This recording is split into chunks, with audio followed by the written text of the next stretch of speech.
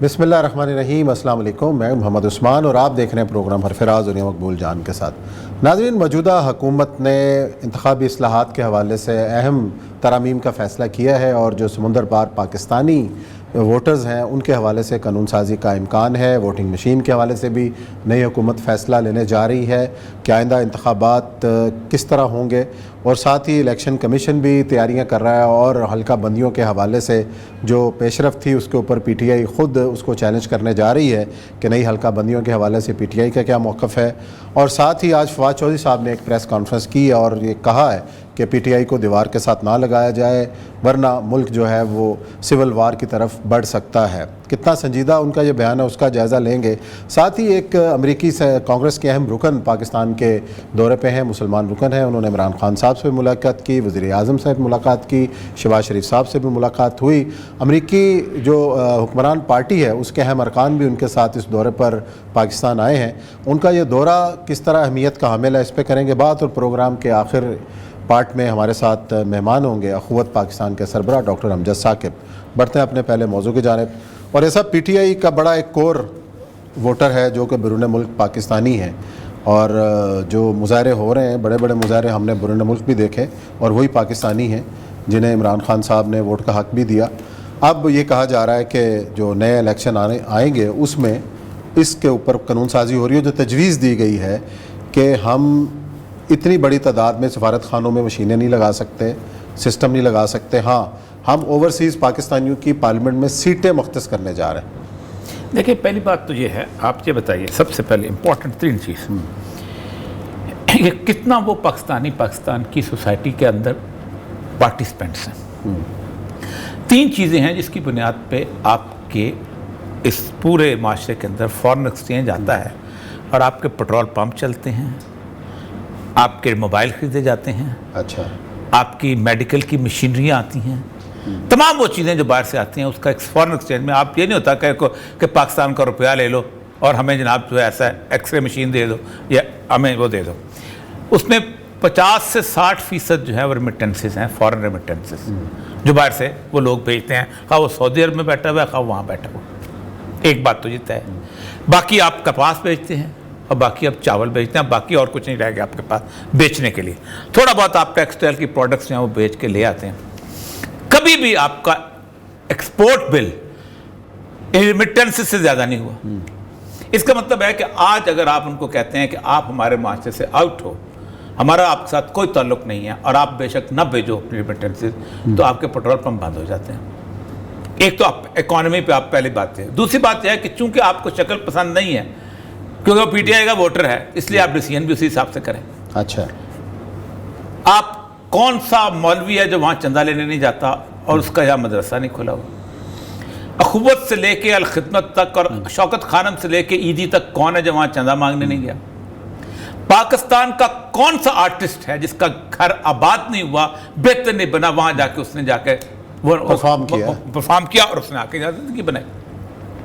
یہ ساری چیزیں وہاں سے آپ کا تعلق۔ آپ 88 لاکھ، چلو 1 کروڑ بنا لیتے ہیں، اس 1 کروڑ میں تقریباً 60 لاکھ کے قریب آپ کے گلف میں ہیں جن کے پاس ڈوئل نیشنلٹی بھی نہیں ہے، جو وہیں کے رہنے والے ہیں اس جگہ موجود ہیں، باقی آپ کے کینیڈا اس میں رہتے ہیں۔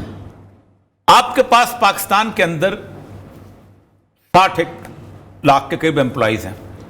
صحیح ہے۔ آپ نے ایک الاؤ کیا ہوا ہے پوسٹل بیلٹ، کیا ہوا نا، 60 امپلائیز کو الاؤ کیا نا پوسٹل بیلٹ۔ صحیح بات۔ اگر سارے کے سارے کہیں گے جی ہم نہیں جاتے، ہم پوسٹل بیلٹ ایشو کرتے تو آپ کو دینے پڑیں گے۔ اس کا مطلب یہ ہے کہ اصل میں من آرامی حجتاں ٹھیر والی جو بات ہے نا، پنجابی کا محاورہ، کہ آپ ان کو دینا نہیں چاہتے ہو۔ ورنہ مجھے یہ بتائیے کہ پاکستان کا کون سا بڑا ملک ہے کہ جہاں پاکستان کی ایمبیسی نہیں بلکہ 2 3 قونصلیٹ موجود نہیں ہیں، جہاں آپ ایک بیلٹ باکس فزیکل نہیں رکھ سکتے اور اس بیلٹ باکس کو سیل نہیں کر سکتے، اور سیل کرنے کے بعد وہیں کاؤنٹنگ کر کے اس کا سیل لفافہ جو ہے وہ یہاں الیکشن سے 1 دن پہلے نہیں بھیج سکتے، اور روز ڈپلومیٹک بیگ آتا ہے جس میں لوگوں کی پرفیومیں بھی آتی ہیں، ایسے ہی جن کے لوگوں کے ناشتے بھی آتے ہیں، جہاں باقی ہر چیز آتی ہے، جاتی بھی آتی بھی ہے، ڈپلومیٹک ہم بیچتے رہے، ہم آتے رہے۔ نہیں، جس طریقے سے قانون سازی جو ہوئی تھی، آپ تمام سٹیک ہولڈرز کو ساتھ میں لائیں، کیا پیپلز پارٹی یا نون لیگ ان کو ووٹ کا حق دینے کے مخالف ہیں؟ آپ ساتھ ملا کے یہ مجھے نہیں پتا لیکن بڑا شور مچا تھا ون سائیڈلی. انہوں نے ایک چیز کہا ہے دیکھیں کتنے سال ہو گئے پیپلز پارٹی کو اور نون لیگ کو حکومت کرتے ہوئے, میاں نواز شریف کو کتنے سال ہو گئے لندن میں رہتے ہوئے, اس لندن میں ایٹمی دھماکوں کے اوپر جو کانفرنس ہوئی تھی, جو فنکشنز ہوئے تھے, اس پہ جا کے ہاتھ ملاتے ہوئے. صحیح. کیا میاں نواز شریف کو نہیں پتا تھا کہ انگلینڈ کے بندے ووٹ دینا چاہتے ہیں, میں ان کو ووٹ دلواؤں؟ بے نظیر کتنا عرصہ وہاں رہی, کتنا عرصہ وہاں اس نے کام کیا. الطاف حسین کتنا عرصہ وہاں کی نیشنلٹی لے کے تحریک کرتا رہا. ایک بندے نے دیا ہے تو کہتے نہیں ہم تو دینا چاہتے. بھائی 30 سال تم نے کیا کیا ان لوگوں کے لیے, یہ تو بتا دو. تم نے ایک بندے سوچا کہ ووٹ دے آ کے, حالانکہ پی ٹی آئی تو ایگزسٹ ہی نہیں کرتی تھی اس وقت. عمران خان تو شوکت خانم کے فنڈ اکٹھا کرتا پھرتا ہوتا تھا اس وقت. اس کے باوجود بھی آپ نے اوورسیز پاکستانیوں کو وہی کیا کہ جو پیر اپنے مریدوں کو کرتا ہے کہ پیسے ویسے دے جا اور باہر تم کھڑے رہا. اچھا, ایگزیکٹلی یہی ہوا ہے. ہم نے ان کے ساتھ, میں آپ کو بتاؤں, مشاعرے ہم جایا کرتے تھے ایک زمانے کے اندر جب یہ سارے لوگ تھے. ایسی ایسی کہانیاں جو ان شاعروں نے ان سادہ لوگ مسلمانوں کے ساتھ کیا ہے. مطلب وہ بیچارے, ایک میں بہت بڑے شاعر فوت ہو گئے نام ہے, ان کے لیے ایک بندہ بڑا اچھا مونٹ بلینک کا پین لے کے آیا. وہ سمجھتا تھا مجھے پیسے دینے چاہیے, تو اس نے کہا یہ آپ کے لیے میں بڑے تحفے سے خرید کر آؤں وہاں سے, پتہ نہیں شاندلی سے. میں انہوں کی کروں گا, میں تو آپ بال پینٹ نہ لکھ لینا. اچھا, اس کا مطلب ہے کہ یہاں بیچے اور مجھے 1.5 لاکھ روپے پیسے. مطلب ایسا ہم نے ان لوگوں کی نیتوں کے ساتھ کھیلا ہے, کھلواڑ کیا ہے. وہ بیچارے اپنی مارگیج نہیں دیتے رہے اور یہاں جناب بڑے بڑے پیروں کے گھر اور آستانے بنتے رہے ہیں. وہ آپ فنڈنگ دیکھ لیں آپ کی. میں اس دن انگلینڈ میں بیٹھا ہوا تھا, اس نے کہا جی میاں صاحب جڑے وہ بنا رہے ہیں نا اپنا مال ٹاؤن میں اپنا ہیڈ کوارٹر, تو میں نے 1 کروڑ روپے اس میں دیا اور میں اور بھی دوں گا. یہ ہیڈ کوارٹر پاکستان کے طرف سے میں نے نہیں بنا نا, اس کا مطلب ہے کہ آپ دینا نہیں چاہتے تھے. آج اگر اس نے دے دیا آپ کو تو اٹھ کے جانا چاہیے. اور دوسری بات یہ ہے, آپ کہتے ہیں وہ بایو میٹرک, چلو یہاں نہ کرو, وہاں تو مشین انگلینڈ کو دے دو, اس کو کسی کمپنی کو ہائر کر لو, بڑی انگلینڈ کی کمپنی کو ہائر کر لو, ٹرانسپیرنٹ کر کے اس کو وہ کر.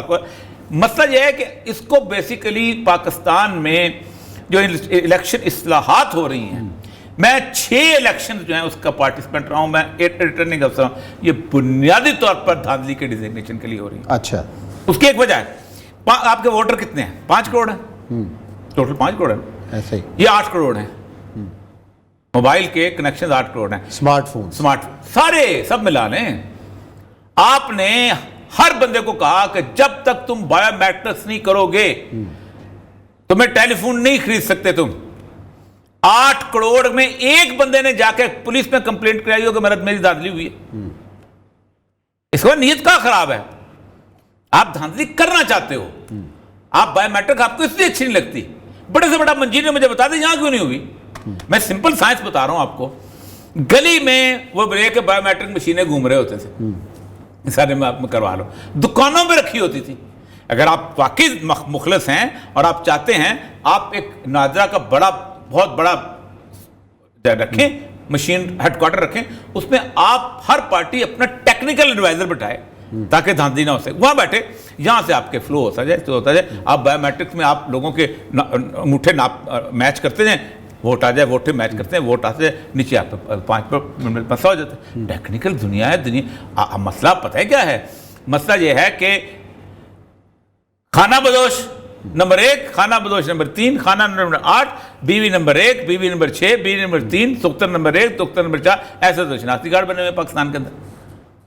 جس ملک کے اندر میں نے خود اپنے ہاتھوں سے الیکشن سے پہلے 8-8, 10-10 جگہ سے شناختی کارڈ بننے کی مشینیں پکڑی, کارڈ پکڑنے کے بعد ان کو لے کے آیا. ظاہر بات ہے بایو میٹرکس نہیں ہوتا تھا, آپ شاندار قسم کا شناختی کارڈ بھی لے کے چلے جائیں تو دھاندلی ہوگی. تو بنیادی طور پر میں یہ سمجھتا ہوں کہ یہ جو ریفارمز دوبارہ ریوائیو ہو رہی ہیں اس کی نیت کا معاملہ ہے, یہ اس کے اندر اور کچھ نہیں ہے. ورنہ دیکھتے ہیں کیا ہوتا ہے, کس طریقے سے آپ الیکشن جب ماحول میں جائیں گے اور لسٹیں آئیں گے. ابھی تو مجھے نہیں لگتا الیکشن کے بعد, میں بتاؤں آپ کو, اگر آپ نے الیکشنز, اچھا چلے الیکشن ہو بھی گئے, کوئی تسلیم کرے گا نہیں کرے گا نا, یہی بات ہے. آپ جب تک آپ جو ہارے گا اس نے تو پھر سڑکوں پہ, آپ نے کیا کیا پاکستان میں ایک میجر پولیٹیکل پارٹی کو آؤٹ کر کے آپ نے بھان متی کا کنبہ جوڑا ہے. میں بار کر جڑے نہیں, جوڑا گیا ہے. اگر آپ 3 سال سلیکٹڈ کہہ سکتے ہو تو آج سلیکشن سے باہر نہیں نکل گئے.